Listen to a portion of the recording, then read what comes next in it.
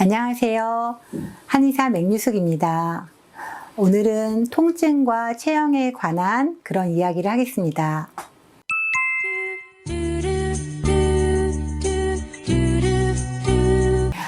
통증이라는 것은 말 그대로 아픈 것이죠. 우리 몸이 아픈 거에는 예를 들면 머리가 아프다, 뒷목이나 어깨가 아프다, 등이 아프다, 허리가 아프다, 무릎이 아프고 또 발목이나 손목이 아픈 경우들이 있고요. 그리고 배가 아파요 하는 경우도 있고 가슴이 아프기도 하고요. 또 마음이 아프기도 하죠.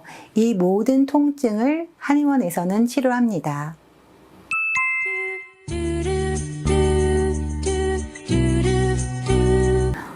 통증과 관련해서 한의학에서는 아주 유명한 구절이 있는데요. 통 즉 불통, 불통 즉 통, 이렇게 말하는데요. 잘 통하면 불통, 아프지 않고, 불통, 통하지 않으면 아프다라는 것인데요. 기혈이 잘 흐르고 잘 통하면 아프지 않게 되고, 그렇기 때문에 결국 우리 몸이 기혈이 잘 흐르는 몸으로 만들어주면 아프지 않게 된다, 치료가 된다라고 말할 수 있습니다.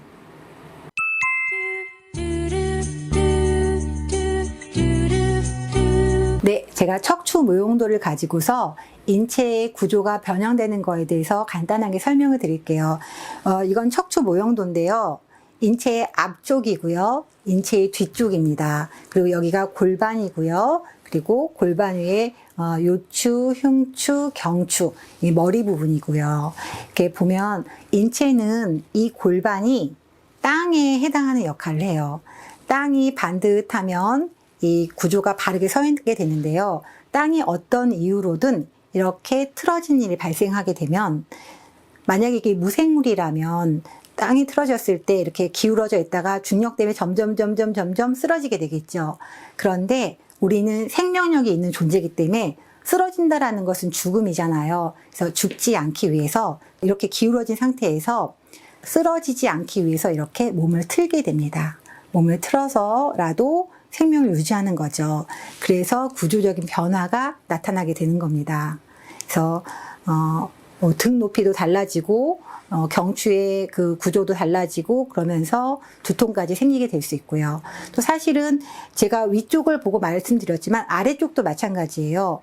구조가 이렇게 틀어지게 되면은 다리 길이의 차이가 나기 때문에 다리가 긴 쪽과 짧은 쪽이 같이 걸을 수가 없잖아요. 그러면 다리가 길게 돼 있는 쪽이 휘는 거죠. 무릎을 휘고 그걸로도 다 보상이 안 되면 발목을 휘어서라도 길이를 맞추려고 하는 거고, 그렇게 구조가 틀어지면은 또 그로 인해서 거기에선 또 통증이 발생하게 됩니다.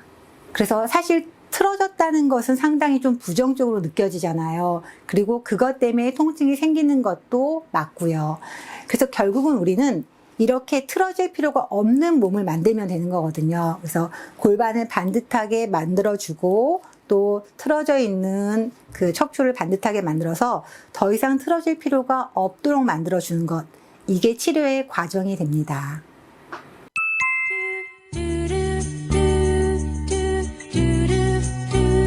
네, 구조가 틀어지면서 통증이 주는 어떤 그런 영향에 대해서 말씀드렸는데요. 실제 구조가 틀어지는 것이 비만에도 영향을 주게 되거든요. 그거에 대해서 말씀드리겠습니다. 우리가 바른 자세라고 하면은 허리 세우고 가슴 펴고 고개를 들고 이런 자세가 되는데요. 보통 오래 앉아있게 되면은 이렇게 등을 구부리고 앉게 됩니다. 등을 구부려서 어깨가 한 20도 정도 구부리면 내 체중의 2.5배 정도의 그 하중이 여기에 어깨에 눌리기 때문에 몸이 구부러지게 되는데요. 이렇게 되면 당연히 내장도 다 눌려서 기능이 나빠지게 됩니다. 그러면 우리 몸은 이것을 방지하기 위해서 아랫배가 나오게 됩니다. 아랫배가 나와서라도 내 몸이 눌리는 걸 방지하려고 하는 거죠. 그래서 결국 이런 구조의 변화라는 것이 통증뿐만 아니라 비만이라든가 체형의 아름다움에도 영향을 미치기 때문에 좋은 자세가 결국 통증, 체형 모두에게 굉장히 중요한 요소가 됩니다.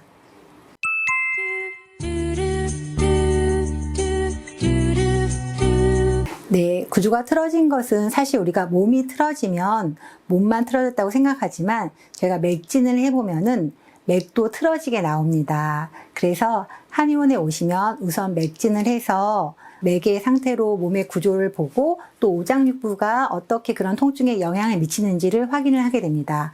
그리고 실제로 우리가 이렇게 눈으로 보면은 틀어진 걸 사실 알 수가 있어요. 그렇지만 더 정확하게 확인하기 위해서 저희는 경금-무늬 검사, 모아레 검사라고 하는데요. 이것을 통해서 확인을 하게 됩니다.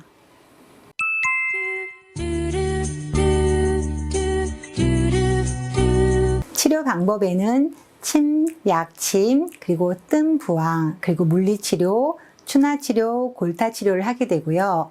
또 필요한 경우에는 한약을 처방하게 됩니다.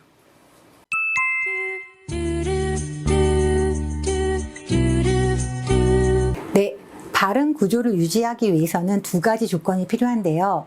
하나는 좋은 자세를 유지하는 것이고 또 하나는 어느 정도 몸에 기력이 있어야 된다는 것입니다.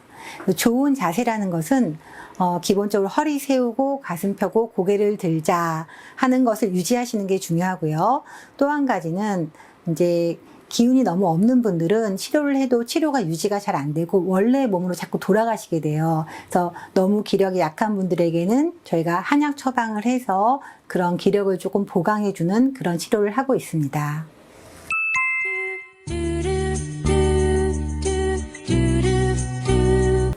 평소에 통증 없는 생활을 유지하는 방법에는 일단 항상 좋은 자세로 지내시는 거예요.